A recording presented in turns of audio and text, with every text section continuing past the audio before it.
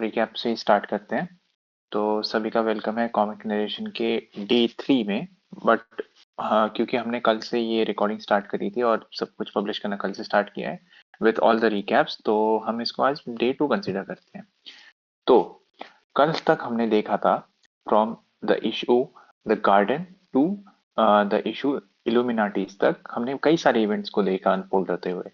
जहाँ पे हमने गार्डन इशू में ये देखा कि किस तरीके से अवेंजर्स की पूरी टीम, जहाँ पे एक टीम कैप्टन अमेरिका की रहती है और एक टीम में होते हैं मैनिफोल्ड और बाकी सारे अवेंजर्स, वो किस तरीके से मार्स पे आते हैं और जो भी अवेंजर्स कैप्टन वहाँ पे बाय एक्स नाहिलो एंड अबिस उनको वहां से रिहा करते हैं और किस तरीके से वो एक्स नाहिलो और अबिस वहां लड़ते हैं।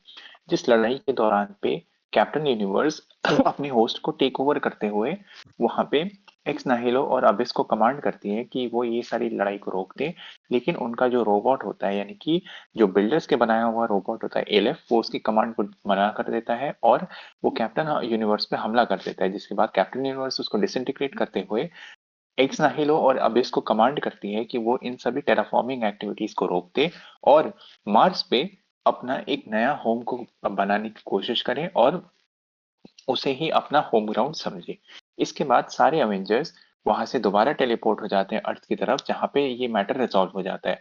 और फिर बात होती है कि किस तरीके से ये जो आइडिया था अवेंजर्स की कोर टीम का, जिसमें पहले सिर्फ 6 लोग थे, उसको एक्सपैंड किया जाएगा ताकि अवेंजर्स की जितनी भी एक्टिविटीज हैं उनको बढ़ाया जा सके।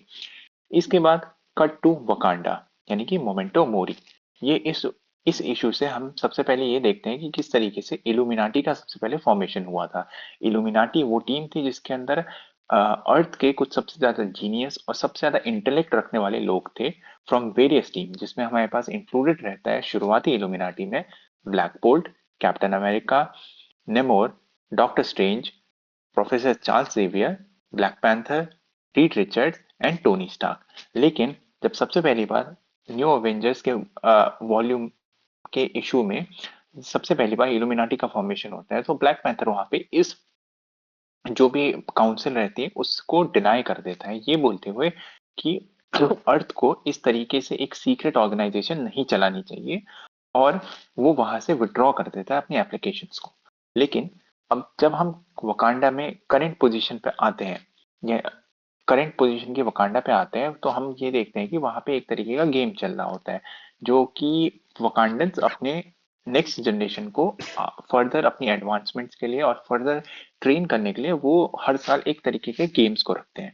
और वहां पे हम कुछ 3 बच्चों को देखते हैं जो उस गेम में से एक पार्ट को जीत जाते हैं। और वहां पे ये चीज रिवील होती है कि वकांडा, क्योंकि वेस्ट और ईस्ट स्पेस प्रोग्राम्स के बारे में कुछ भी नहीं कर रहे थे, तो वकांडा अपनी तरफ से एक इनिशिएटिव लेते हुए कॉलोनाइज करना चाहता था बाकी प्लैनेट्स को भी on behalf of Wakanda and on behalf of all the humanity. यहाँ पे हमें किंग तचाला, यानी कि करेंट जो ब्लैक पैंथर है, वो अपेयर होते हैं और वो इन सभी बच्चों को इन सब चीजों के बारे में बताते हैं। लेकिन सडनली हमें ये दिखता है कि एक अनजान से पोर्टल जैसी चीज से एक राइनो उनकी तरफ दौड़ते हुए आता है और इस अनजान से जो पोर्टल बीच हवा में खुल जाता है, इसको इन्वेस्टिगेट करते हुए ब्लैक पैंथर एक्सीडेंटली अपनी करंट अर्थ से एक स्पेस टाइम के दूसरे ही पार्ट में पहुंच जाते हैं, जहां पे हमें ये दिखता है कि आसमान में एक दूसरी अर्थ हैंग कर रही होती है और उसी हैंगिंग अर्थ से कुछ लोग नीचे उतर के आते हैं, जिसमें एक मिस्टीरियस वुमेन और मैनीफोल्ड, यानी कि वही ईडन नाम का म्यूटेंट जो हमने पहले देखा था, उसी का एक दूसरा वेरिएंट यहाँ पे मौजूद होते हैं। जब ये लोग इस प्लेनेट पे उतरते हैं, यानी कि इस अर्थ पे उतरते हैं, तब ब्लैक पैंथर की टीम इन लोगों से कांटेक्ट बनाती है और उनसे बातचीत करना चालू करती है। तो इसी के बीच ये बातचीत ज्यादा समय तक नॉन वायलेंट नहीं रह पाती है और यहाँ पे जो उस मिस्टीरियस वुमेन की टीम थी, वो ब्लैक पैंथर की टीम के ऊपर हमला कर देती है, जिसमें काफी सारी कैजुअलिटीज होती हैं। इसके बाद ब्लैक पैंथर की टीम रिटेलिएट करने के लिए उन पे काउंटर अटैक करती है, बट उसके बाद भी वो फेल होते हैं और ब्लैक पैंथर उन तीनों ही बच्चों को खो देता है। जिसके बाद ब्लैक पैंथर अपनी रेज में आते हुए उस मिस्टीरियस वुमन की टीम के ऊपर जाके हमला करता है। बट उस दूसरी तरफ हम ये देखते हैं कि वो मिस्टीरियस वुमन मैनीफोल्ड का जो वेरिएंट होता है उससे बात करती है किसी एक डिवाइस के बारे में, और वो मैनीफोल्ड जब उससे अपने प्रॉमिस के बारे में पूछता है कि क्या वो जिंदा रह पाएगा। तो उसके बाद वो मिस्टीरियस वुमेन उसको देखती है, उसे मना करती है, उसे एक स्लैप करती है और वहीं पे डिसइंटीग्रेट कर देती है। जिसके बाद वो मिस्टीरियस वुमेन उस डिवाइस को फायर करती है और ब्लैक पैंथर उसकी तरफ जंप करता है। बट काफी देर हो चुकी होती है और हम आसमान में देखते हैं कि वो जो अर्थ आसमान में लटक रहा था वो डिस्ट्रॉय हो चुका है और ब्लैक पैंथर अपने नॉर्मल यूनिवर्स में वापस आ चुका है। जिसके बाद इन सभी एक्टिविटीज को देखने के बाद हमें मिलते हैं इल्यूमिनाटी। जो करंट इल्यूमिनाटी की टीम है उनसे हमारा जान पहचान होती है, जिसमें ब्लैक पैंथर अपनी सिटी ऑफ नेक्रोपोलिस में वापस पहुंचता है और वहां पे अपनी गॉडेस से प्रे कर रहा होता है ताकि उसने जो भी इंसिडेंट देखे उन सब से आगे जाके लोगों को बचाया जा सके। और जो करंट इल्यूमिनाटी की टीम है वो जिसमें Captain America, Tony Stark, Black Bolt, Doctor Strange, Mister Fantastic, Namor और ब्लैक पैंथर इंक्लूडेड हैं, वो सभी इकट्ठा होते हैं। इसमें मैं आपको एक चीज बता देता हूँ कि फिलहाल के लिए प्रोफेसर एक्स इस कॉमिक रन के दौरान डिसीज्ड स्टेटस में है, तो वो इस इल्यूमिनाटी टीम का अभी हिस्सा नहीं रहेंगे। तो फर्दर अब हम कंटिन्यू करेंगे आगे के इश्यूज जिसको नरेट करेंगे किंग्समैन। तो कंटिन्यू ऑन। या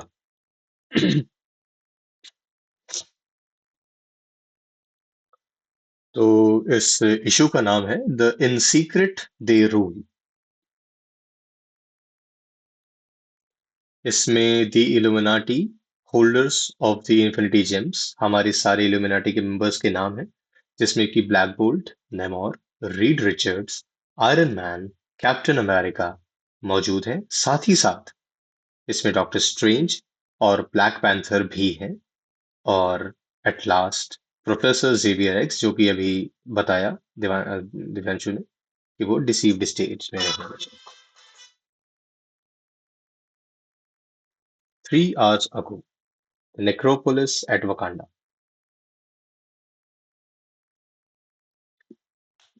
Inki lasso anu kuopu, lapan anu vadu ana simte mako. Inki palas, you made too much noise to be the man who captured me. Should I hold out hope that you are an angel come to set me free? I'm sorry, no. My name's Reed Richards. I'll be your interrogator.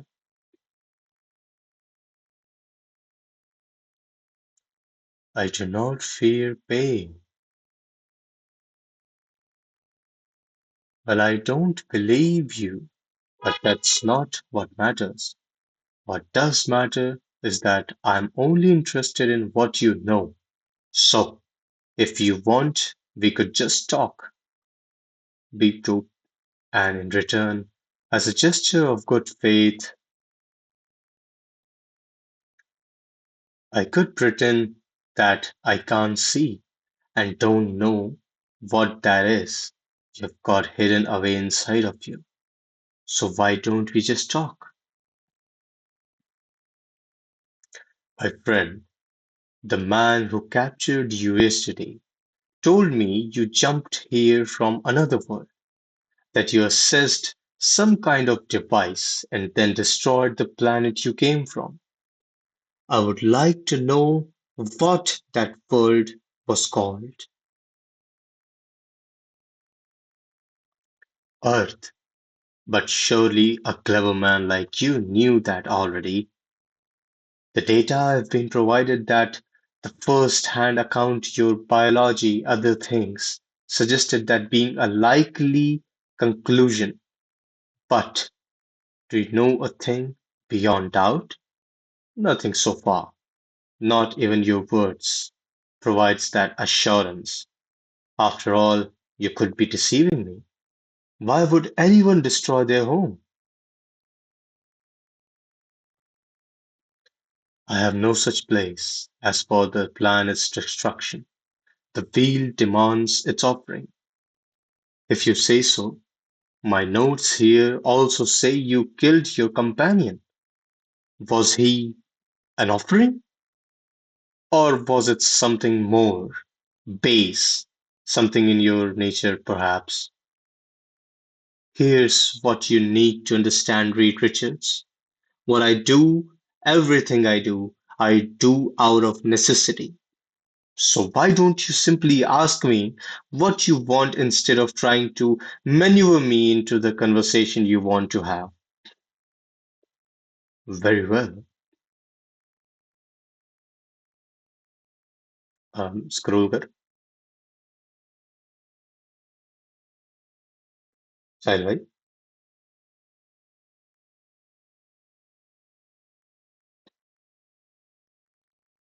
Sahil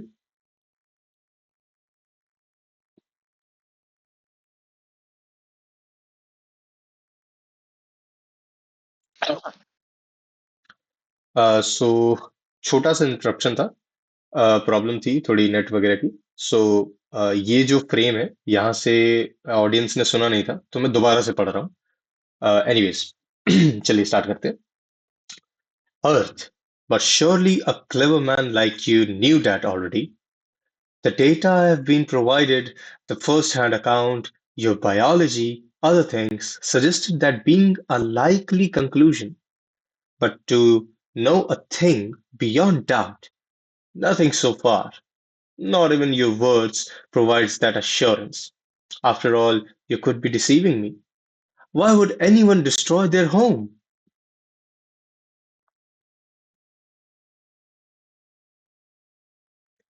I have no such place. As for the planet's destruction, the wheel demands its offering.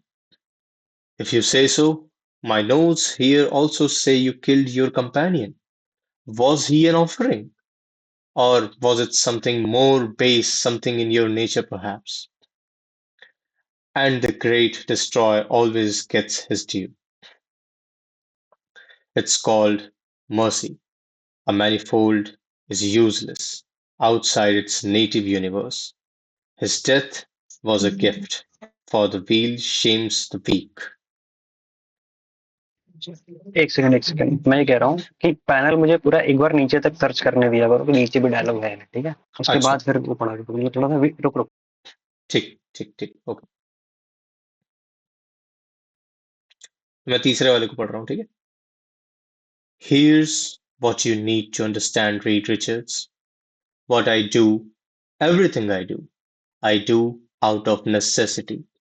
So why don't you simply ask me what do you want instead of trying to maneuver me into the conversation you want to have?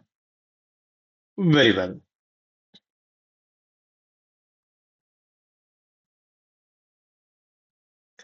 What I want to know is if you call no place home and if you need no one.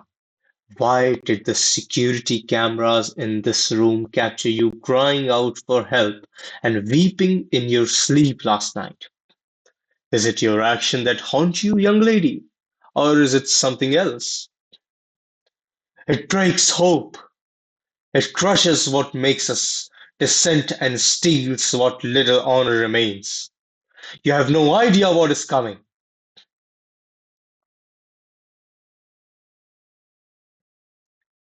Why don't you tell me?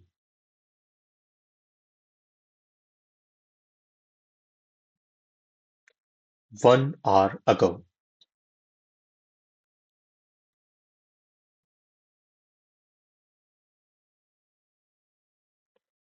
Anything? No, my lord. Open it. Sir, I don't. I.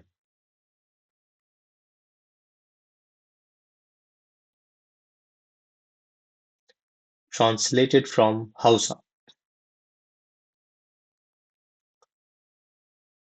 Speak freely, little mother.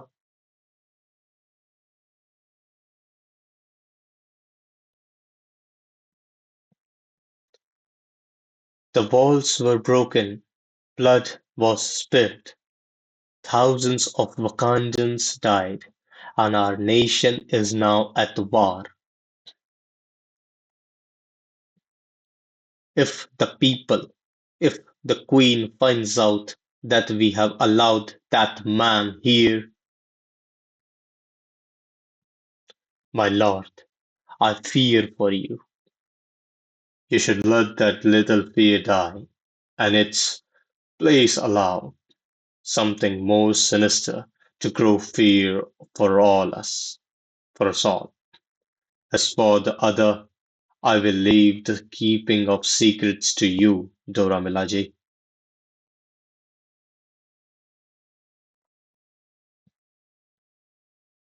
T'Challa,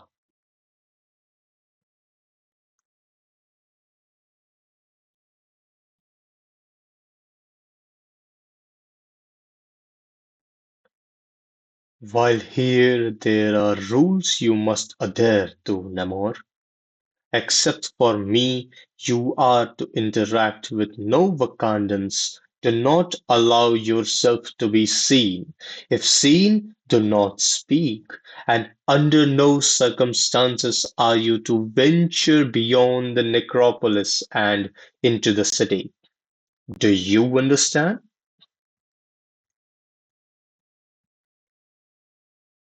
This must be so difficult for you.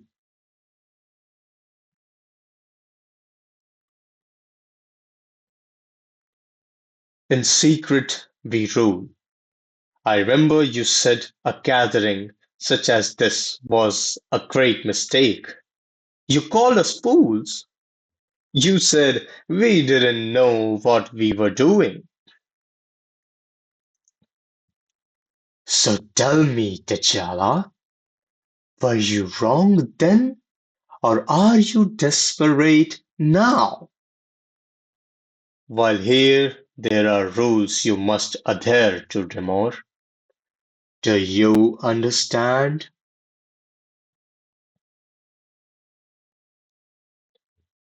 Of course.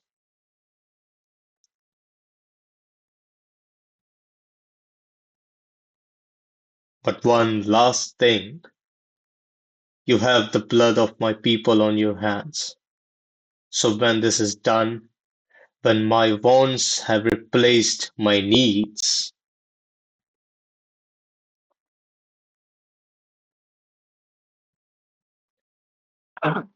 I am going to kill you. तो अभी तक जैसा हमने देखा कि जहाँ पे सबसे पहले रीड रिचर्ड्स और वो मिस्टीरियस वुमन जब बात कर रहे होते हैं, तब हमें ये पता चलता है कि जिस प्लैनेट से वो मिस्टीरियस वुमन आई होती है वो अर्थ ही होता है असल में, और रीड रिचर्ड्स और वो मिस्टीरियस वुमन आपस में डिस्कस करते हुए ये चीज को अनकवर कर लेते हैं। लेकिन इसके बाद ये रीड रिचर्ड्स उस मिस्टीरियस वुमन से पूछता है कि उसका होम प्लैनेट क्या है, यानी कि वो किस प्लैनेट से ओरिजिन होती है। तो वो मिस्टीरियस वुमन बताती है कि उसके पास कोई होम प्लैनेट नहीं है, मतलब उसे वापस जाने के लिए कोई भी प्लैनेट या फिर कोई भी जगह अवेलेबल नहीं है। और वो ये बताती है कि प्लैनेट्स की डिस्ट्रक्शन जो है वो एक व्हील, ये व्हील जो चीज है ये आगे जाके बहुत इंपॉर्टेंट होने वाली है। ये डिमांड करती है ऑफरिंग्स। और जो ग्रेट डिस्ट्रॉयर है, ग्रेट डिस्ट्रॉयर का मतलब इससे पहले एक कैरेक्टर जिसको बोला गया था राबो मलाल, उसके बारे में यहाँ पे हिंट दिया जा रहा है जो कि आगे जाके इंपॉर्टेंट होने वाला है। उसके बारे में कहा जाता है कि उस प्लैनेट का जो डिस्ट्रक्शन था वो व्हील की साइकिल का एक पार्ट है, और ग्रेट डिस्ट्रॉयर को वो चढ़ाया जाने वाला एक चढ़ावे की तरह है। तो यहाँ पे रीड रिचर्ड्स ये बात पूछते हैं उस मिस्टीरियस वुमन से कि क्या उसके साथ जो आए हुए लोग थे वो भी एक तरीके की ऑफरिंग ही थी। तो वो मिस्टीरियस वुमन बताती है कि जिस ईडन यानी कि मैनिफोल्ड को उसने मार दिया था वो एक तरीके का चढ़ावा ही था उनके लिए, क्योंकि हमें यहाँ पे एक और की इंपॉर्टेंट चीज रिवील होती है। ईडन जो म्यूटेंट होता है, यानी कि वो म्यूटेंट जो कि स्पेस और टाइम को वॉर्प करके ट्रैवल कर सकता है एक जगह से दूसरी जगह, उसकी जो पावर्स होती हैं वो उसके होम यूनिवर्स में ही काम करती हैं। मतलब अगर एक यूनिवर्स का ईडन उस यूनिवर्स से दूसरे यूनिवर्स में ट्रैवल करता है तो उसकी पावर्स वहां पे नलीफाई हो जाती हैं और वो बिल्कुल काम नहीं करती है। तो यहाँ पे वो मिस्टीरियस वुमन बताती है कि वो जितनी भी चीजें कर रही है वो ग्रेट डिस्ट्रॉयर के लिए ही कर रही है और वो नेसेसिटी से ये सारे काम करती है। तो यानी कि उसके बाद वो थोड़ा टफ एक्ट करने का ट्राई करती है ताकि रीड रिचर्ड्स और ज्यादा इंटरोगेशन ना कर सके। लेकिन रीड रिचर्ड्स ये बताता है कि पिछली बार लगाए हुए सिक्योरिटी कैमरास में उसने उस मिस्टीरियस वुमन को रोते हुए और मदद मांगते हुए देखा है, कि कुछ भी होके उसे वहां से बचा लिया जाए और उसे इन सब सिचुएशन से बचा लिया जाए। लेकिन वो मिस्टीरियस वुमेन रीड रिचर्ड्स की तरफ चिल्लाते हुए उससे पूछती है कि तुम्हें बिल्कुल भी आइडिया नहीं है कि आगे क्या होने वाला है, कितनी भयानक सिचुएशन आने वाली होती है। और रीड रिचर्ड उनसे पूछते हैं कि क्यों ना तुम ही मुझे बताओ। अब यहाँ पे 1 घंटा पहले इस पूरी डिस्कशन से हम देखते हैं वकांडा में। वकांडा में ब्लैक पैंथर डोरा मिलाजे की एक टीम से मिलता है और उनसे बातचीत करता है।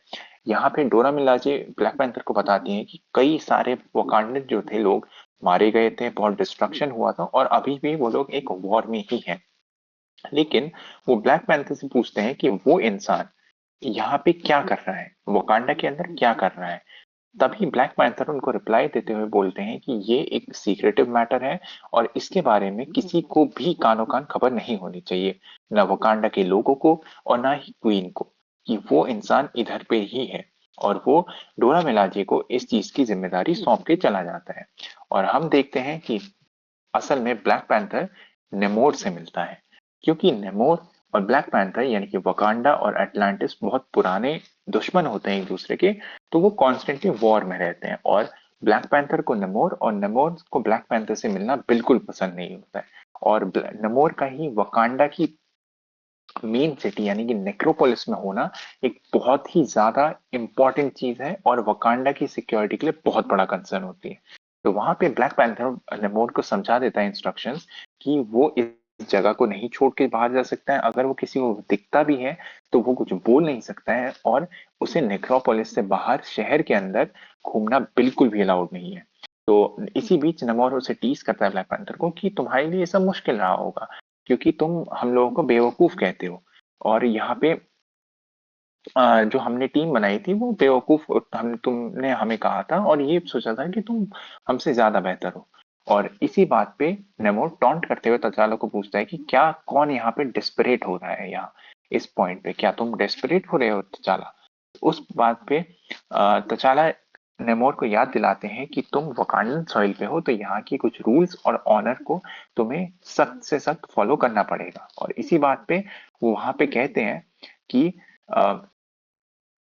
जितने भी ये सारी चीजें हो रही हैं यानी कि जितने भी इवेंट्स हो रहे हैं इसके बाद भी, क्योंकि नेमोर ने वकांडा के बहुत लोगों को मारा था, इस वॉर के बीच में बहुत सारी चीजें हुई थी, तो फिर भी ब्लैक पैंथर और नेमोर के बीच में ये राइवलरी चलते रहेगी और वो अगर नेमोर ने किसी भी तरीके का स्लिप अप किया तो उसे मार देंगे। तो अब Kingsman continue from the next okay, chapter, next page please. So नया इशू है। ओके, नया पेज। Okay, now everything dies. You, me, everyone on this planet, our sun, our galaxy, and eventually the universe itself. This is simply how things are. It's inevitable.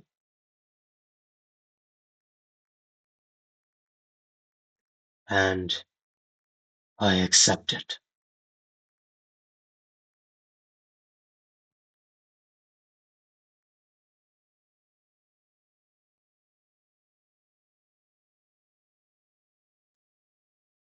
What I will not tolerate, what I find unacceptable, is the unnatural acceleration of that end, which is why T'Challa summoned us here.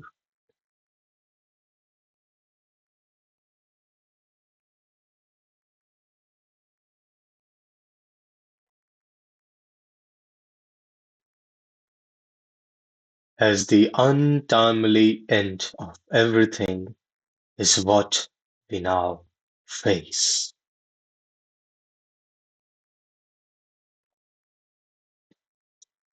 See, Reed, this is why you never get invited to the good parties. Many times, many times, we have we faced the world's end, and each time you refused to answer our call, you refused to join us.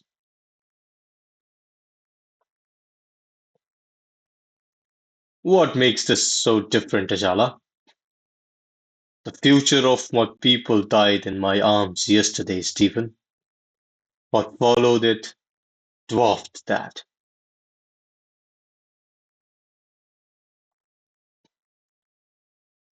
Then what? No, before we get to what brought us here,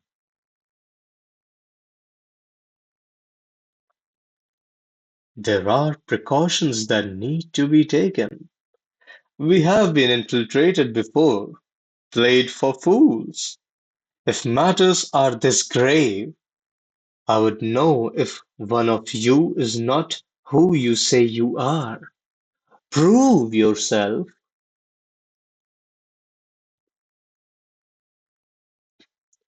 Namor isn't wrong. I agree. Stephen, Tony, where are your Infinity Gems?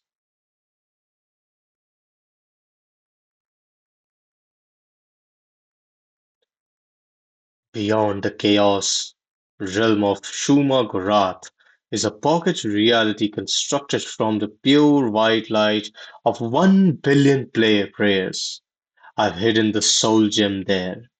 Retrieving it is costly, so I only do so if I must. And I left mine in my sock drawer. Three's enough for verification. Let's get this over with.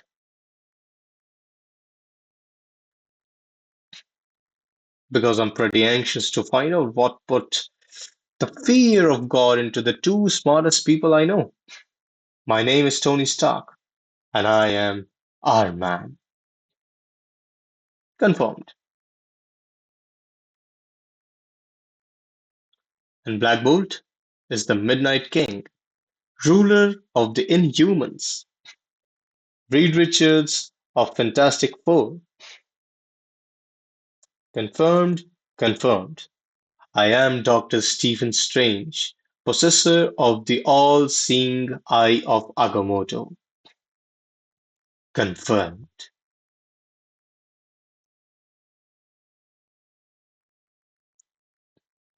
That you people had the Infinity Gems only further confirms my worst fears about this gathering of ours. I see a future filled with regrets. I am T'Challa, the Black Panther.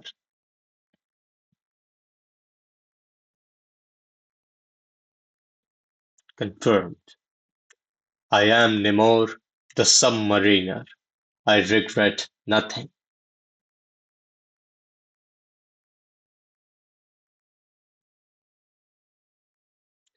Confirmed.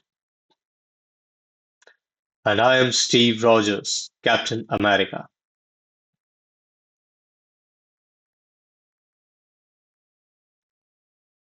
Confirmed. Fantastic. And as we have all been briefed on what's happened to T'Challa, perhaps someone could explain what it all means. Reads,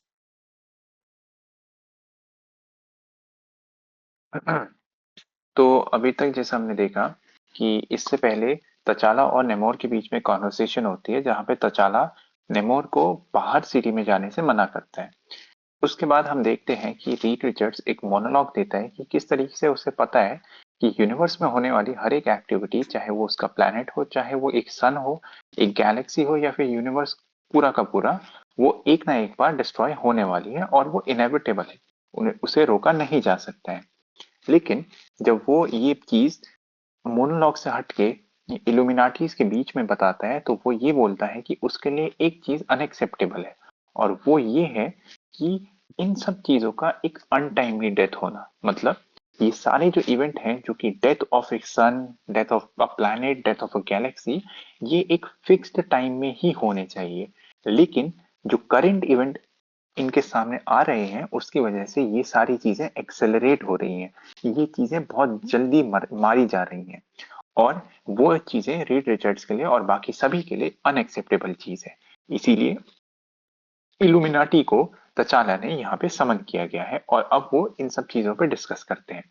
लेकिन discussion के बाद वहां पे doctor strange तचाला से पूछते हैं कि कई बार कई बार जब दुनिया खत्म होने वाली थी और इल्यूमिनाटीज को गैदर किया गया था जिसमें तचाला की हेल्प मांगी गई थी, तो तचाला ने उन्हें ज्वाइन नहीं किया था।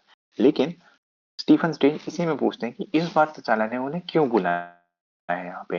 तो तचाला ये बताते हैं कि कल के ही दिन वकांडा का जो फ्यूचर था वो तचाला के हाथ में मारा गया, मतलब वो 3 बच्चों की मौत हो गई थी। लेकिन जो उसके बाद होने वाली एक्टिविटीज थी वो उससे भी काफी ज्यादा बड़ी थी। लेकिन इसी बीच नेमोर उनको इंटरप्ट करते हुए बोलता है कि हमारी इस ग्रुप को, यानी कि इल्यूमिनाटी के इस ग्रुप को पहले भी इन्फिल्ट्रेट करा जा चुका है, यानी कि ऐसे लोग इसमें आ चुके हैं जिन्होंने इन चीजों के इंफॉर्मेशन को बाहर लीक कर दिया था और इल्यूमिनाटी के प्लान को डिसफंक्शनल कर दिया था एक तरीके से। तो इसी वजह से नेमोर यहाँ पे सभी से वेरिफिकेशन मांगता है। वेरिफिकेशन किस तरीके से, ताकि वो लोग अपना जो भी इन्फिनिटी स्टोन उन्होंने होल्ड किया है, जैसे हमने पहले पूरे कैरेक्टर ब्रीफ में देखा कि किस तरीके से हर एक इल्यूमिनाटी का मेंबर एक तो नेमोर अपना इन्फिनिटी स्टोन बाहर की तरफ दिखाता है और इसी तरीके से वो सभी से भी कहता है कि वो अपने आप को प्रूव करें एक इन्फिनिटी स्टोन दिखा के। और इसी बात में रीड रिचर्ड्स भी हामी भरता है और वो सभी से अपना अपना स्टोन दिखाने को बाहर कहता है। जिस पे कैप्टन अमेरिका अपने हाथ में अपना जो स्टोन कैरी कर रहे होते हैं उसे दिखाते हैं। डॉक्टर स्ट्रेंज ये बताते हैं कि उन्होंने जो अपना सोल जेम है, यानी कि सोल स्टोन है, उसे शूमा गोराथ के जो केओस रेल्म है उसके भी पीछे एक पॉकेट रियलिटी में बना है, जिस लाखों प्रेयर से बनी हुई प्योर व्हाइट लाइट है, जिस प्योर व्हाइट लाइट के बीच में उन्होंने उस सोल जेम को छुपा दिया है। और वहां से उसे बाहर निकालना फिलहाल के लिए डॉक्टर स्ट्रेंज के लिए काफी कॉस्टली चीज है, तो वो उसे इस तरीके से नहीं दिखा सकते हैं। एक ट्रिविया यहाँ पे, शूमा गोराथ प्राइमोर्डियल बीइंग्स में से एक प्राइमोर्डियल जो बीइंग बहुत स्ट्रॉन्ग, ऐसे ही प्राइमोर्डियल जो है वो chaos realm में रहते हैं। chaos realm से आप लोग को एक चीज कनेक्ट हो जाएगी कि जो कि साइलेंट परफॉर्म करते हैं। जो मैजिक परफॉर्म वो इसी chaos realm से ही किया है। और ये मैजिक जो होता है ये के अंदर बहुत हाई लेवल का मैजिक होता है, जो कि एक माना जाता है। ये देखते हैं कि टोनी स्टार्क मुझे एक बार बताता को है कि इंटरप्ट जो करना एक होगा। तरीके से एक हो सेकंड, सकता है। एक सेकंड, एक सेकंड, एक हाँ, सेकंड। मेरे को एक बार लीव करके ज्वाइन करना पड़ेगा, एक सेकंड देना बस।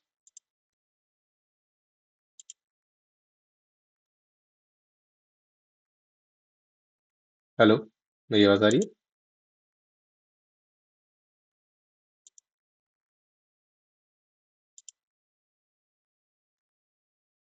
यानी कि किसी भी तरीके का स्क्रल इन्वेजन नहीं है, कोई भी डुप्लीकेट पे नहीं आ रखा है, और ये जो इन्फॉर्मेशन होती है कोई इससे नहीं कर सकता।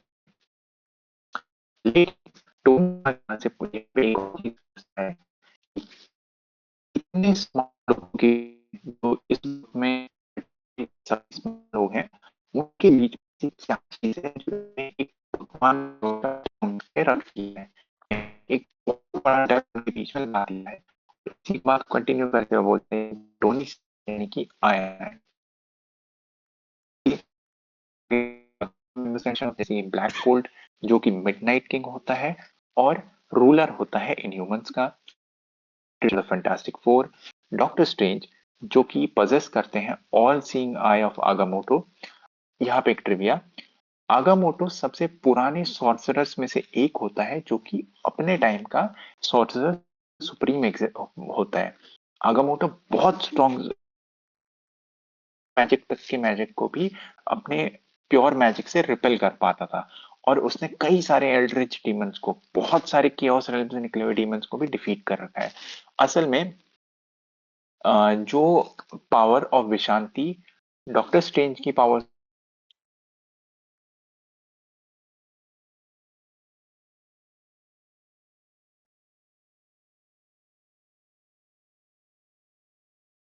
थी द एस्ट्रल फॉर्मेशन, उसको as in the form of realms में बना दिया गया था, मतलब रेलिक्स के फॉर्म में बना दिया गया था। और इसी में सबसे जो प्रोमिनेंट रेलिक होता है वो होता है आई ऑफ आगामोटो। आई ऑफ आगामोटो अलग अलग कॉमिक इश्यूज के हिसाब से अलग अलग एबिलिटीज पॉजेस करता है। कई बार वो ट्रुथ को बाहर निकाल सकता है, कई बार वो मैजिक को बहुत एम्पलीफाई कर सकता है, इवन कई बार वो जो डॉक्टर स्ट्रेंज कंस्ट्रक्शंस क्रिएट करता है उनको भी सॉलिडिफाई करने का काम आता है, मतलब कि वो रियलिटी को बेंड कर सकता है। तो इसी तरीके से वो अपना आई ऑफ आगामोटो रिवील करते हैं।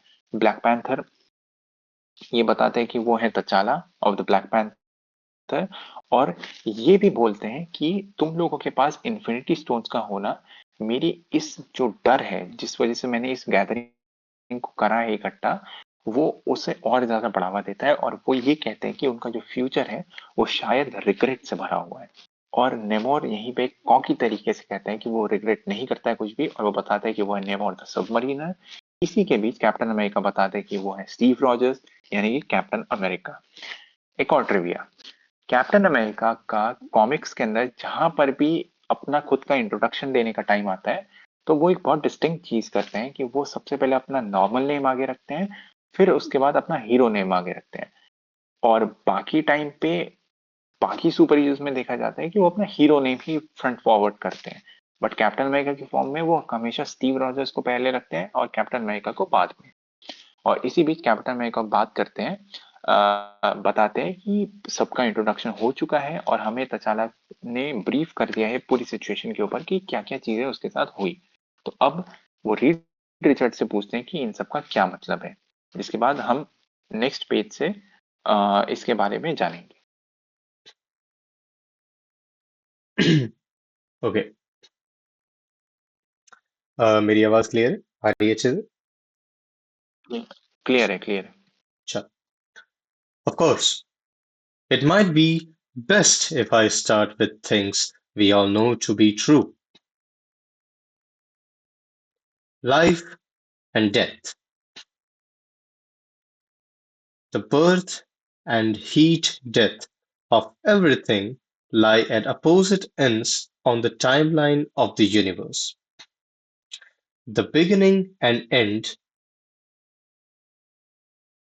इसको ऐसे साइड बाय साइड पढ़ना है कि ऊपर नीचे पढ़ना है? मैं बता देता हूँ इसको। इसमें किंग्समैन सबसे पहले जो लेफ्ट साइड का पार्ट है ना, हम्म। साहिल भाई थोड़ा इमेज को ऊपर करना, स्क्रॉल अप नहीं, ऊपर ऊपर ऊपर की इमेज दिखाना, स्क्रॉल डाउन। हाँ, इसमें लेफ्ट साइड का जो पार्ट है, दोनों हम्म। पैराग्राफ, उसको पहले पढ़, नीचे नीचे नीचे नीचे नीचे, हाँ यहीं पे रुके। लेफ्ट साइड के ठीक दोनों है। पैराग्राफ है उसको पढ़ना है, ठीक है। देन राइट साइड की तरफ मूव करना है ठीक है। और उसे पढ़ना और है। फिर उसके बाद नीचे वाले इमेज के लेफ्ट और राइट करना है ना? हाँ हाँ, ऐसे ऐसे इसी ठीक तरीके से। ठीक ठीक ठीक ठीक। Life and death. The birth and heat death of everything lie at opposite ends on the timeline of this universe. The beginning and end of our Earth is also exists on this timeline, and of course falls within these two endpoints. Our world was born after the universe's creation, and our world will die before the universe ends.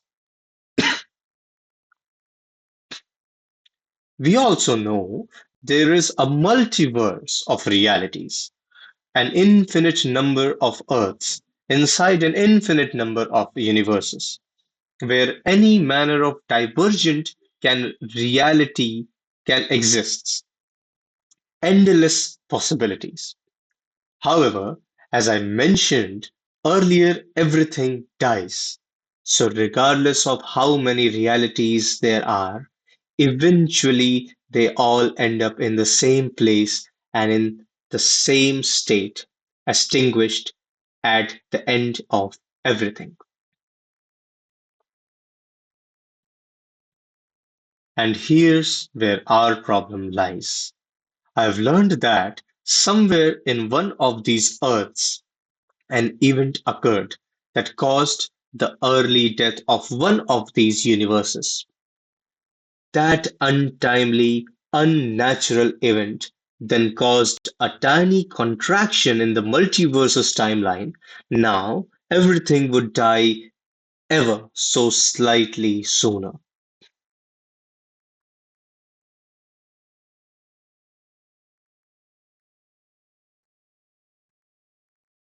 In addition, That tiny contraction caused two universes to smash together at the incursion point of the initial event. And this is where you really want to pay attention. That point was Earth. They touched and destroyed each other, taking their universes with them, causing yet another contraction in the timeline, which in turn accelerated the smashing together of even more Earths and their respective universes.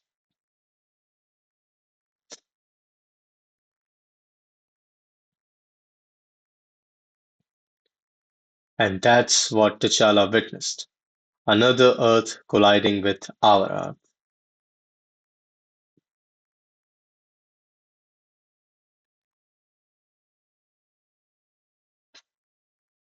I don't understand. If this is what happened, how are we here? The woman, the Black Swan, used a device to destroy the other Earth, preventing impact. Is that really what she calls herself? Yes.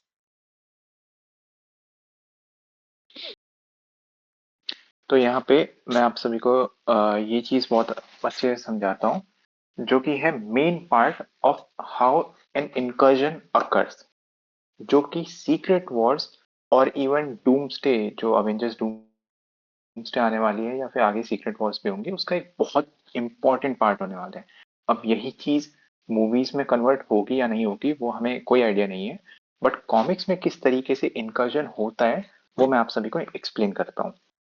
तो जब पूरा सभी लोगों का verification हो जाता है तो कैप्टन अमेरिका रीड रिचर्ड्स से पूछते हैं कि क्यों, मतलब ये सारी चीजें, ये सारे इवेंट, यानी कि अनटाइमली डेथ ऑफ हर चीजों का ये सब क्यों हो रहा है। तो रीड रिचर्ड्स इस तरीके से यहाँ पे एक्सप्लेन कर,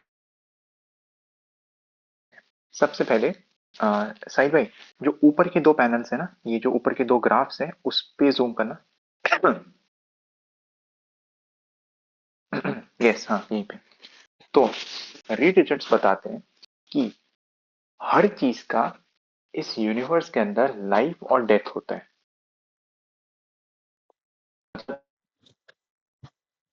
एक एंड पॉइंट होता है, जैसा कि आपको पहले वाले ग्राफ में दिख रहा है। जो स्टार्टिंग पॉइंट है वो पॉइंट है जहां पे से एक यूनिवर्स बनता है, और दूसरा जो पॉइंट है वहां पे वो यूनिवर्स खत्म होता है। इसके बाद सेकेंड ग्राफ में रीड रिचर्ड्स ये बताते हैं कि और एंड पॉइंट के दौरान अर्थ का भी एक स्टार्टिंग पॉइंट और एक एंडिंग पॉइंट आता है, जो इसी टाइमलाइन के बीच में रहता है।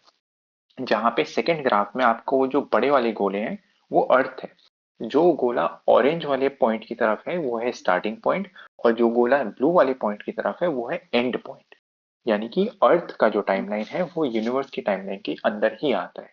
अर्थ का क्रिएशन यूनिवर्स की क्रिएशन के बाद होगा, और अर्थ का जो एंड होगा वो यूनिवर्स के एंड से पहले होगा। स्क्रॉल डाउन करना सही भाई। हाँ, थर्ड ग्राफ में हम ये देखते हैं कि अब हमें मार्वल कॉमिक्स के अंदर ये चीज तो पता है कि मल्टीवर्स एग्जिस्ट करता है। तो जिस तरीके से एक यूनिवर्स के अंदर ये इवेंट होंगे, यानी कि यूनिवर्स का स्टार्ट होना, अर्थ का फॉर्मेशन होना, देन अर्थ का खत्म होना, देन यूनिवर्स का खत्म होना, ऐसा ही सेम इवेंट बाकी यूनिवर्सेस में भी होगा अक्रॉस द मल्टीवर्स, क्योंकि हर चीज का एक लाइफ और एक डेथ का पार्ट रहता ही रहता है। और इवेंचुअली क्योंकि मल्टीवर्स है तो हर चीज का डेथ होके वो सारी चीजें सिर्फ एक सिंगुलर पॉइंट में जाके इकट्ठा हो जाएंगी, और उसी सिंगुलर पॉइंट से वो बाकी निकलती है। ठीक है, जिस तरीके से हमें फोर्थ ग्राफ में निकलता है, जहां दिखता है, जहां पे हर कोई चीज जो है वो एक सिंगुलर पॉइंट से ही बाहर निकल के आती है। आ, सही भाई, इसके नीचे दिखाना ग्राफ में। तो अब आता है सबसे इंपॉर्टेंट पार्ट, जिसको सभी लोग ध्यान से सुनना। जैसे कि हमें पता है कि हर चीज की एक लाइफ और डेथ होती है, और उनका एक फिक्स्ड टाइम होता है कि जहां पे उस फिक्स्ड टाइम पे वो चीज शुरू होगी और फिक्स्ड टाइम पे वो चीज खत्म होगी। अक्रॉस द मल्टीवर्स ये चीज सेम रहती है। यहाँ पे रीड रिचर्ड्स कैप्टन अमेरिका को बताते हैं कि उन लोगों के साथ जो अभी ये चीजें हो रही है उसमें एक बहुत अजीब चीज देखने को मिली है। वो ये बताते हैं कि किसी एक यूनिवर्स की किसी एक अर्थ पे एक ऐसा इवेंट हुआ था जिसकी वजह से उस अर्थ की जो डेथ थी, यानी कि उसके जो खत्म होने का पॉइंट था उस अर्थ का, वो समय से पहले ही आ चुका है। ठीक है, यानी कि वो अर्थ अपने डेजिग्नेटेड टाइम से पहले ही तबाह हो चुकी थी।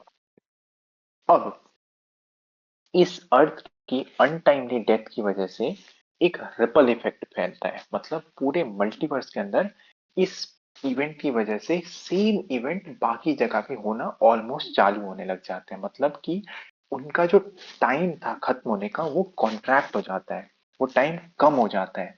और इससे क्या है कि मल्टीवर्स की जो टाइमलाइन है वो और छोटी हो जाती है। यानी कि हर एक चीज, हर एक यूनिवर्स, हर एक प्लेनेट जो है वो अब थोड़ा जल्दी खत्म होने लग जाएगा। क्यों? क्योंकि वो अर्थ जो कि एक यूनिवर्स की एक अर्थ किसी इवेंट की वजह से तबाह हो गई, वो अपने टाइम से बहुत पहले ही तबाह हो चुकी है, जिसकी वजह से अब ये यूनिवर्स कॉन्ट्रैक्ट करेगा।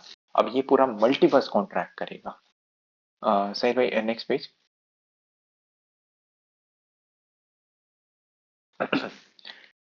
अब यहाँ पे एक और इम्पोर्टेंट चीज इनकर्जन की। यहाँ पे अभी हमें ये तो पता चल चुका है कि एक यूनिवर्स की एक अर्थ तबाह होने की वजह से अक्रॉस द मल्टीवर्स जितने भी प्लैनेट्स थे, जितने भी यूनिवर्सेस थे, वो अब अपनी टाइम से ज्यादा जल्दी डिस्ट्रॉय होने लग जाएंगे। लेकिन इसके साथ ही साथ इस कॉन्ट्रैक्शन की वजह से, इस टाइम के कम होने की वजह से एक और इवेंट होता है। यानी कि किन्हीं दो यूनिवर्स में, कहीं किसी बहुत अलग यूनिवर्स में, फॉर एग्जांपल हम उनको नाम दे देते हैं यूनिवर्स ए और यूनिवर्स बी। इन दोनों यूनिवर्सेस के बीच है और इनका जो स्पेस है वो कमजोर हो चुका है, वो एक दूसरे में कॉन्ट्रैक्ट हो चुका है, वो पास आ चुका है एक दूसरे के। तो इसकी वजह से उन दोनों में होता है टकराव, और उस पॉइंट को जहां पे वो टकराव होता है हम उसे कहते हैं इनकर्जन पॉइंट। और एक बहुत इंपॉर्टेंट बात यहाँ पे और चौंकाने वाली बात ये रहती है कि वो जो इनकर्जन पॉइंट होता है वो होती है अर्थ। यानी कि हर एक यूनिवर्स की अर्थ ही उस यूनिवर्स का इनकर्जन पॉइंट होगा। साहिल भाई थोड़ा ऊपर स्क्रॉल करना। यस, तो यहाँ पे हमें दिखता है कि वो दो यूनिवर्स जो किसी रैंडम जगह पे यूनिवर्स ए और बी एक दूसरे से टकराए थे, उनकी अर्थ एक दूसरे से टकराती है और वो दोनों यूनिवर्स बर्बाद हो जाते हैं। अब क्योंकि वो दोनों यूनिवर्स बर्बाद हो चुके हैं, तो जो पहले से ये मल्टीवर्स श्रिंक हो रहा था, उस अर्थ की बर्बाद होने की वजह से, जो पहले ही किसी रैंडम इवेंट की वजह से बर्बाद हो गई थी, उसके बाद ये दो दो यूनिवर्स भी बर्बाद हो गए। तो अब जो पूरा मल्टीवर्स है वो और तेजी से सिकुड़ रहा है, यानी कि वो और तेजी से मारा जाएगा। और यही जो इवेंट है इनकर्जन के, यानी कि दो यूनिवर्सेस का एक दूसरे के बहुत क्लोज आ जाना और अर्थ से अर्थ का टकराना, ये बढ़ने लगता है और यूनिवर्स का जो एंड है वो और तेजी से एक्सेलरेट होने लगता है। और यही चीज तचाला ने आसमान में वहां देखी होती है, यानी कि एक अर्थ उसने अपने पास आते हुए देखी होती है, यानी कि एक अर्थ दूसरी अर्थ से टकराने वाली होती है। लेकिन कैप्टन अमेरिका ये पूछते हैं बाकी सबसे कि अगर वो अर्थ हमारी अर्थ से टकराने वाली थी, तो अभी तक हम लोग यहाँ पे कैसे बैठे हैं, यानी कि हम लोग बर्बाद क्यों नहीं हो गए? तो तचाला ये बताता है कि उस मिस्टीरियस वुमन ने, जिसका नाम है the black sworn, black sworn ने एक डिवाइस का यूज किया होता है जिसकी वजह से उसने उस अर्थ को, जो हमारी प्राइम 616 मार्वल यूनिवर्स की अर्थ होती है उससे टकराने वाली थी, उससे डिस्ट्रॉय कर दिया। और टोनी ऐसे जोकिंगली पूछते हैं कि क्या वो अपने आप को ब्लैक स्वॉन बुलाती है? तो तचाला कहता है हाँ। तो अब continue from the next page.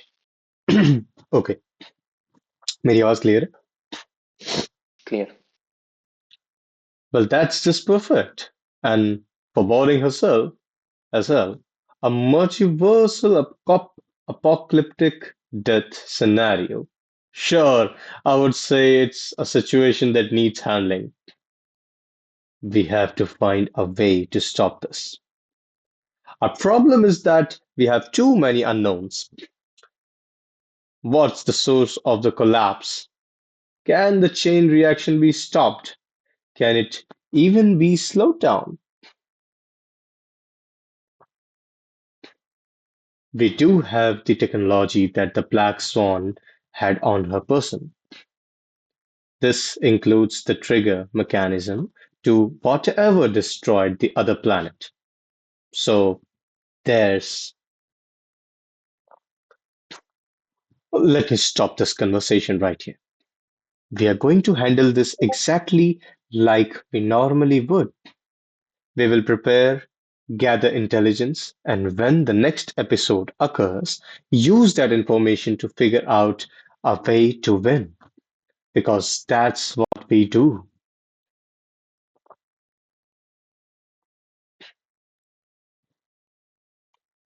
There's a good chance that won't work, Cap. We won't have enough time. Why not?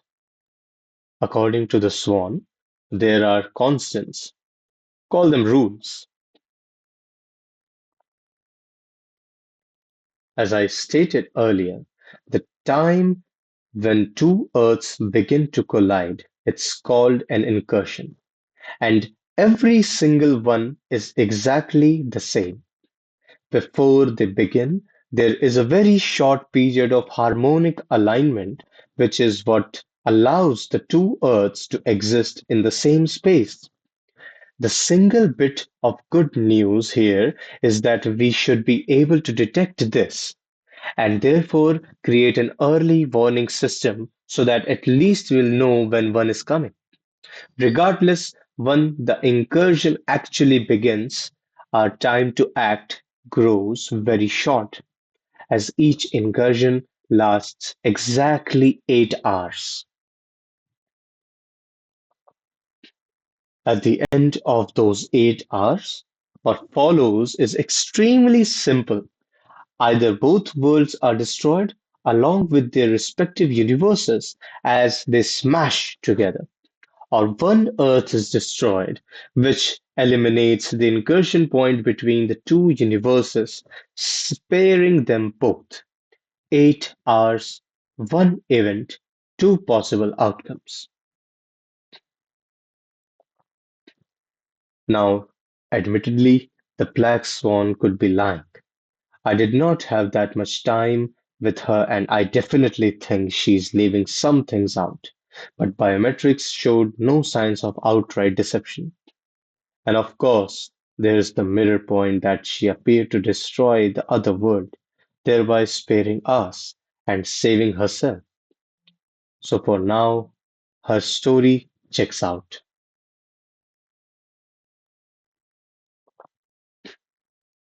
8 hours. That's all we have.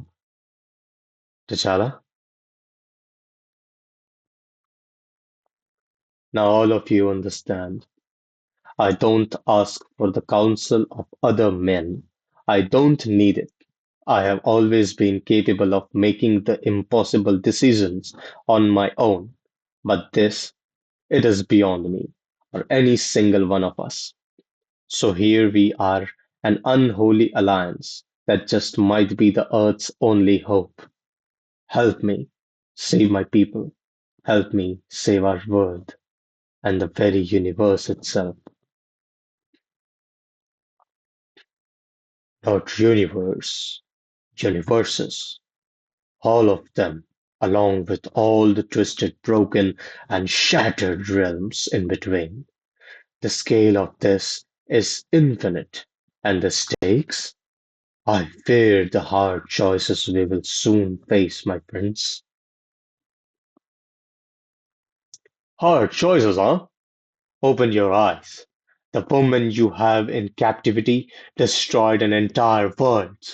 Exactly what you do think lies on the path before us. The oceans have turned to blood. The question you have to ask is who here would kill to save their world?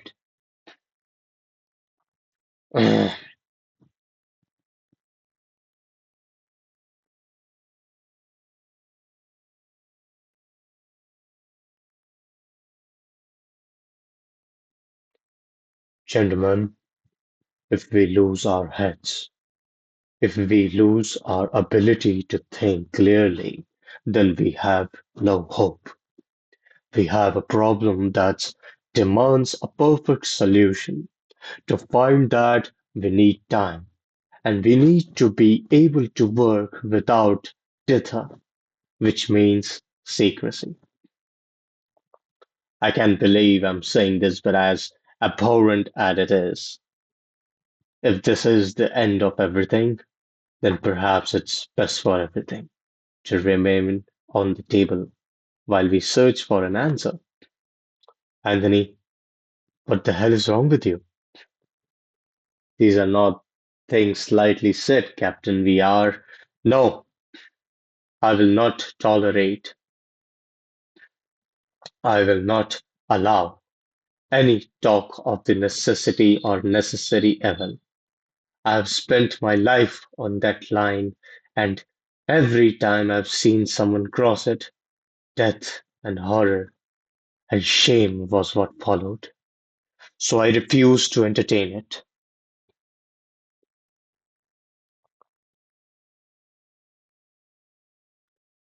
especially when we don't have to. Oh,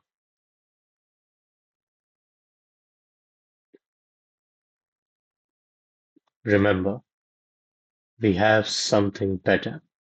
We just have to be willing to use it.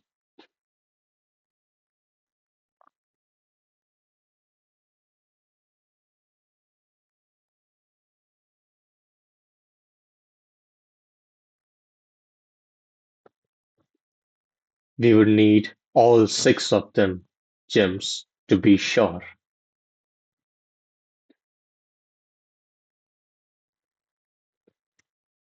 Charles Xavier is dead, and the location of the mind gem lost with him. No, we can use the five we have to find his. The stones want to be together.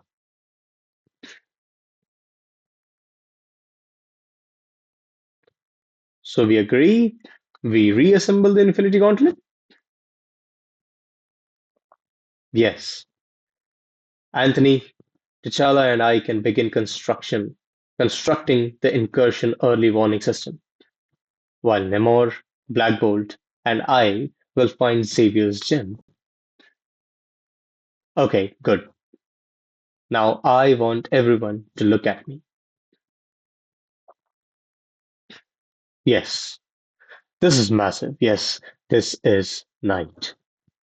But remember, we shape the world. It does not shape us.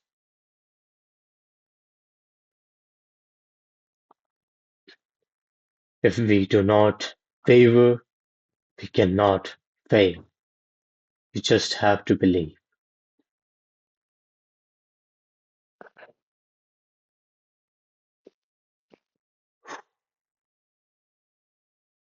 Believe in the cause.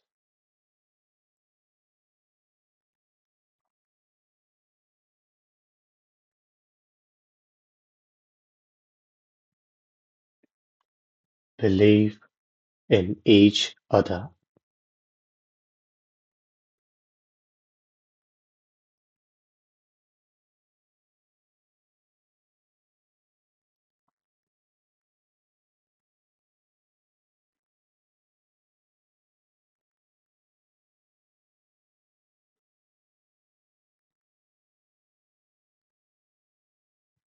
This is all going to work out. I know it. तो जैसा कि अभी तक हमें पता चलता है कि रीड रिचर्ड सभी को ब्रीफ करते हैं कि किस तरीके से इनकर्जन जैसा इवेंट जो होता है वो टेक प्लेस करता है।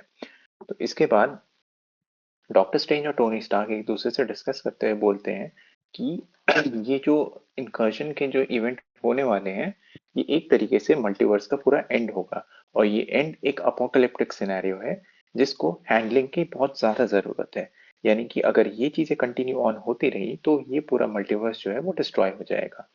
इसी बीच टोनी स्टार्क ये बोलते हैं कि अभी उनके पास काफी सारे अननोन्स हैं, यानी कि उन्हें काफी सारी ऐसी चीजें हैं जो नहीं पता है।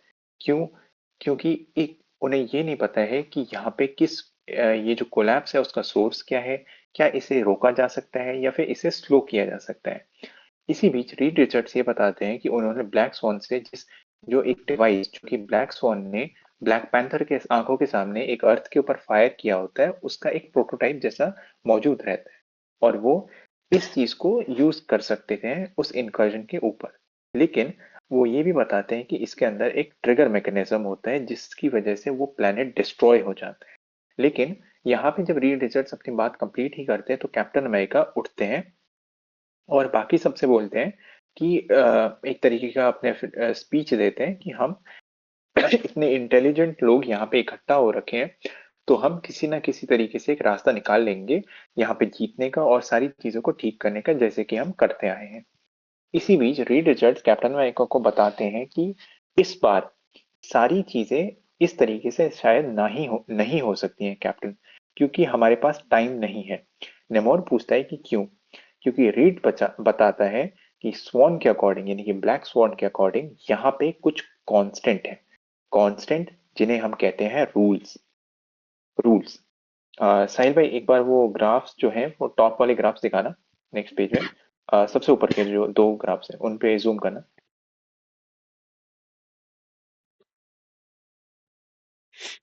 हाँ तो जैसे कि हमने पहले देखा था कि किस तरीके से इंकर्जन पॉइंट्स बनते हैं। इंकर्जन पॉइंट मतलब अर्थ किसी भी एक यूनिवर्स की जहां पे से इंकर्जन होता है, ठीक है।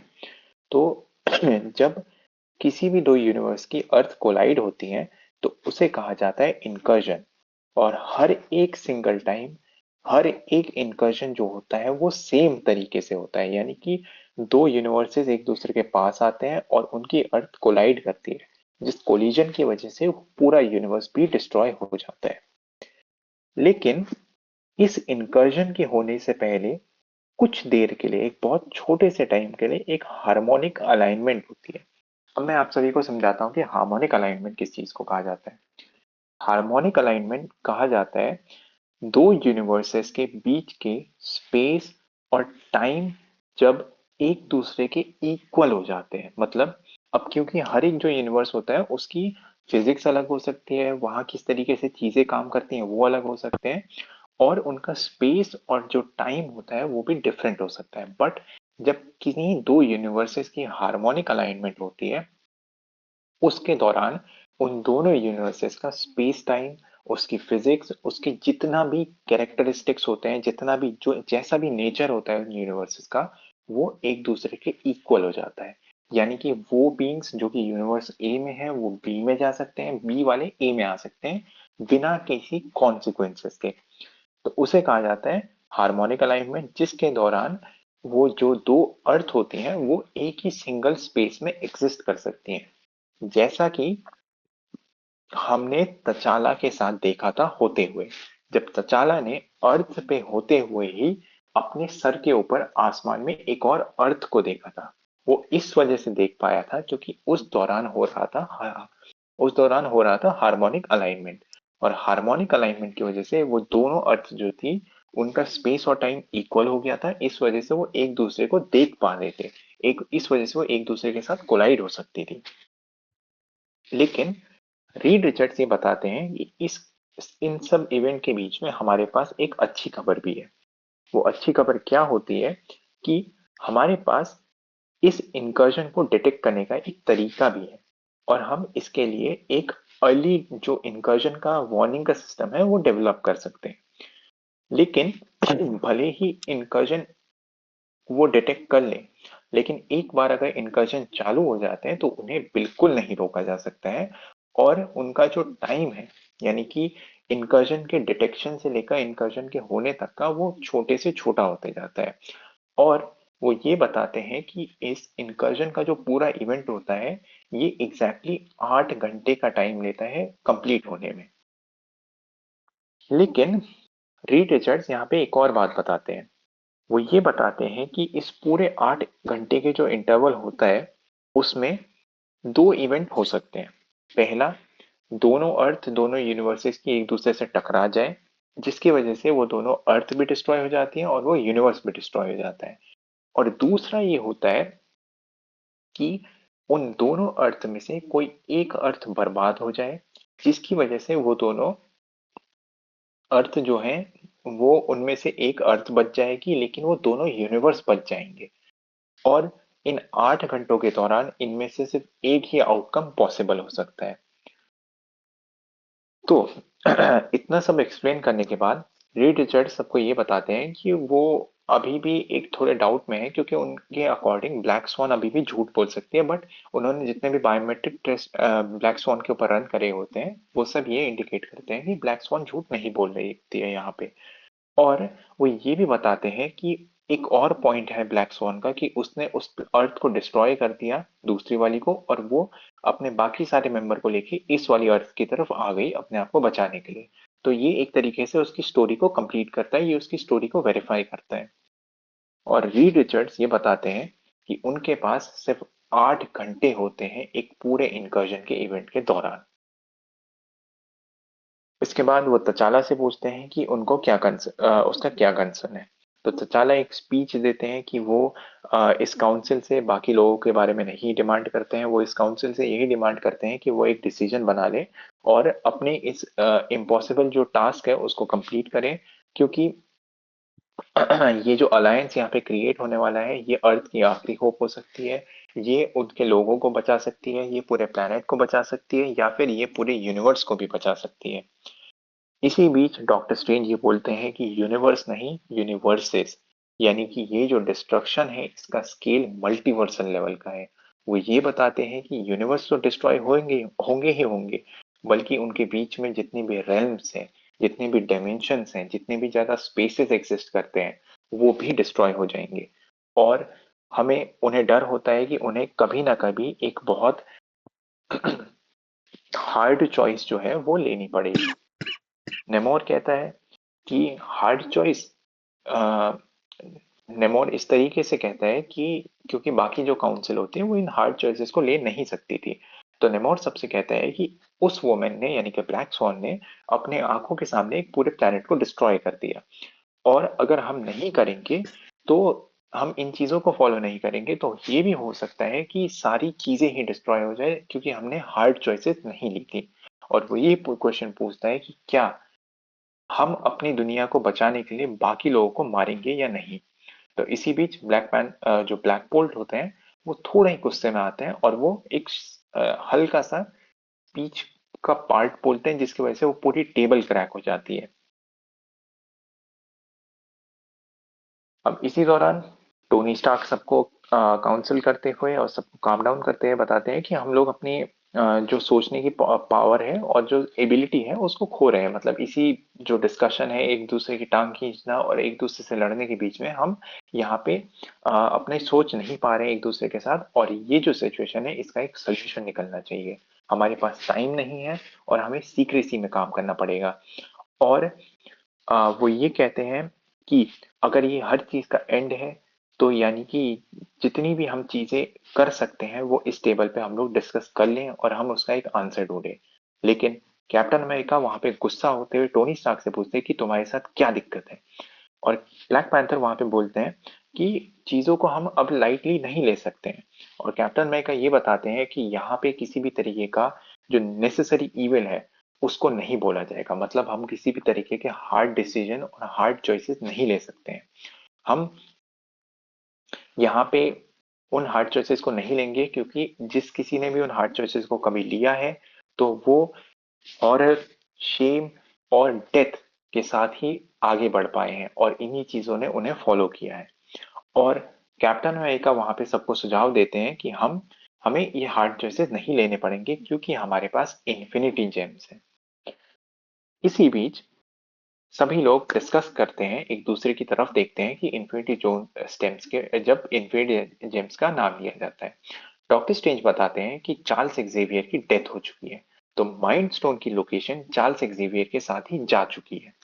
नेमोर यहाँ पे बताता है कि हमारे पास 5 इन्फिनिटी जेम्स अभी भी है।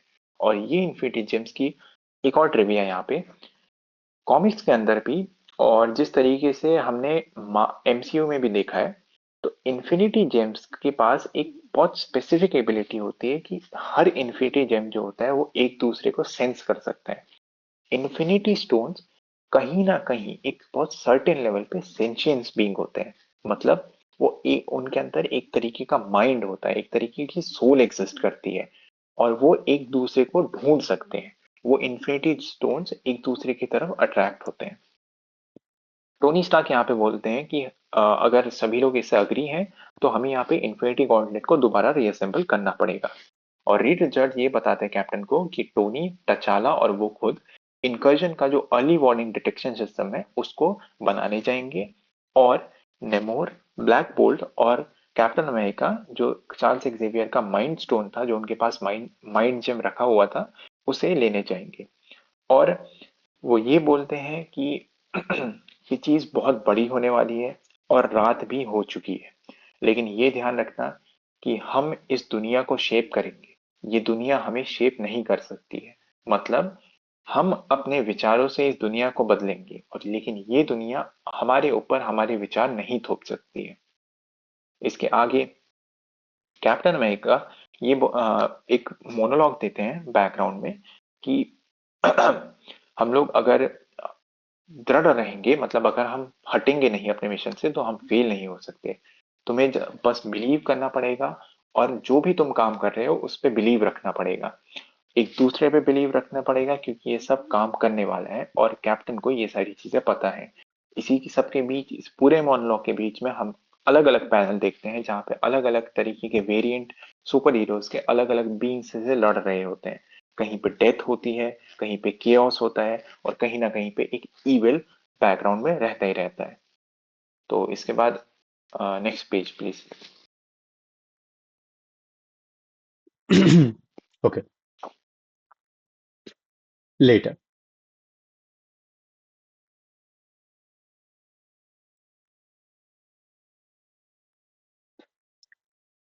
Cap and the others are preparing to leave. Tony has begun assembling the early warning device. Well then, it appears everything's going to work out fine. But we know better than that, don't we? Infinite worlds, infinite outcomes. If this could easily be stopped, it should have been stopped, which means there are two more likely possibilities. Right. The problem is systematic, inherent to the structure and the universe and unable to be corrected or go on. It's not, and something is actively working towards the death of everything.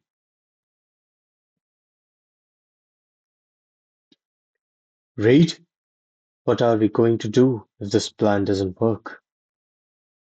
Tony was right. We need time and we have none. We need choices, so all possible options must stay on the table. We will try every good and righteous solution we can. And if those didn't work, then we teach ourselves to do the unthinkable. It breaks hope. It crushes what makes us decent and steals what little order remains. You have no idea what is coming. We have to learn how to destroy a world. तो captain के पूरे monologue के बाद, जब पूरी जो team होती है वो अपना अपना काम करने जा चुकी होती है, तो ब्लैक पैंथर और रीड रिचर्ड्स एक वकांडा में ही एक जगह पे मिलते हैं, और वे ये बताते हैं रीड रिचर्ड्स ब्लैक पैंथर को ये बताते हैं कि सभी लोग अपना काम करने जा चुके हैं। इसी बीच ब्लैक पैंथर रीड रिचर्ड्स को ये बताते हैं कि शायद सारी चीजें सही होने वाली हैं, लेकिन हमें भी पता है कि क्या चीजें हो सकती हैं और क्या नहीं। रीड रिचर्ड्स बहुत ही कंफ्यूज्ड लेकिन काफी सैड स्टेट में ये बोलते हैं कि इन्फिनिट वर्ल्ड्स हैं, इन्फिनिट आउटकम्स हैं। अगर ये इतनी आसानी से रोका जा सकता तो ये अभी तक रोका जा चुका होता। इसका मतलब है कि यहाँ पे दो और ज्यादा पॉसिबिलिटीज हैं। जो प्रॉब्लम है वो सिस्टमैटिक है, और ये यूनिवर्स के स्ट्रक्चर से जुड़ी हुई है और इसे करेक्ट नहीं किया जा सकता है। लेकिन यहाँ पे एक ऐसी भी चीज है जो इन सभी चीजों की डेथ की तरफ बढ़ रही है। इसका मतलब रीड रिचर्ड्स ब्लैक पैंथर को ये समझाते हैं कि इतने सारी चीजें होने के बावजूद, अब क्योंकि इन्फिनिट वर्ल्ड्स के साथ ये सारी चीजें हो रही हैं, तो अगर इन के वर्ल्ड के इल्यूमिनाटी ने एक प्लान सोचा है, तो कहीं ना कहीं किसी और यूनिवर्स में भी ये सब चीजें सोची गई होंगी। लेकिन अगर इनका ये सारा प्लान करना, ये सारा एग्जीक्यूशन करना इतना ही आसान होता, तो अभी सारे तक ये सारे इवेंट रुक चुके होते। लेकिन यहाँ पे ये सारी चीजें नहीं रुक रही हैं और रीड रिचर्ड्स ब्लैक पैंथर को ये बताता है कि यहाँ पे कोई ना कोई तो एक ऐसी चीज है जो कि हर चीज की डेथ की तरफ बढ़ रही है, मतलब वो हर चीज को खत्म करना चाहती है। तो ब्लैक पैंथर रीड रिचर्ड से पूछते हैं कि अगर ये प्लान काम नहीं करा तो हम क्या करेंगे। तो रीड रिचर्ड साफ बताते हैं कि टोनी ने सही कहा, अगर हमारे पास चीजें काम नहीं करी तो हम टेबल में रखे जितने भी ऑप्शंस होंगे उन सभी को यूज करेंगे। जो भी चीजें राइचस होंगी, मतलब जो चीजें किसी को नुकसान नहीं पहुंचाएंगी, जो चीजें किसी की डेथ को कॉज नहीं करेंगी, हम उन सबको यूज करेंगे। ब्लैक पैंथर पूछते हैं कि अगर वो भी काम नहीं करा तो रीड रिचर्ड्स ये बोलते हैं कि हमें फिर एक ऐसी चीज करनी पड़ेगी जो हमने कभी नहीं सोची है, और हमें ब्लैक स्वॉन के वो बोले गए शब्द दोबारा सुनाई देते हैं कि वो चीज जो कि पूरे मल्टीवर्स को एंड करने की तरफ लगी हुई है, वो चीज जो कि पूरे यूनिवर्स को बर्बाद करना चाहती है, पूरे मल्टीवर्स को बर्बाद करना चाहती है, वो चीजों को, वो होप को बर्बाद कर रही है। वो लोगों के अंदर से जो भी इच्छा थी, जो भी आशाएं थी, उन सबको बर्बाद कर रही है। और वो रीड को बोल रही होती है कि तुम्हें बिल्कुल भी आइडिया नहीं है कि क्या चीज तुम्हारी तरफ आ रही है, वो चीज जो कि पूरे मल्टीवर्स को डिस्ट्रॉय करती है। और रीड रिचर्ड्स ब्लैक पैंथर को ये बोलते हैं कि हमें एक दुनिया को बर्बाद होते होते हुए और एक दुनिया को बर्बाद करना सीखना पड़ेगा। इसके आगे आता है इन्फिनिटी, जो कि आगे आने वाले सभी के सभी इश्यूज में से सबसे ज्यादा इंपॉर्टेंट इशू में से एक है, जो कि हर चीज का फाउंडेशन बेस बनेगा। तो मैं कहता हूँ कि इन्फिनिटी को अगले एपिसोड के लिए रखते हैं, क्योंकि वो ज्यादा हाँ इम्पोर्टेंट है। चलेगा। यस यस, राइट, वो ज्यादा डेंस है तो उसको चलेगा। बहुत ज्यादा एक्सप्लेन करना पड़ेगा। ओके, तो इन्फिनिटी कल मैं नरेट कर दूंगा। एंड उस, हाँ क्योंकि इन्फिनिटी कितना बड़ा है वैसे, लाइक कितने पेजेस है, ज्यादा बड़ा है। हाँ, इन्फिनिटी काफी बड़ा है, काफी ज्यादा ओके, बड़ा इशू है। ओके, तो कल आई गेस इन्फिनिटी कंप्लीट करते हैं। एंड आज के लिए इतना ही काफी रहता है, क्योंकि काफी बड़ा हो गया है वीडियो वैसे भी।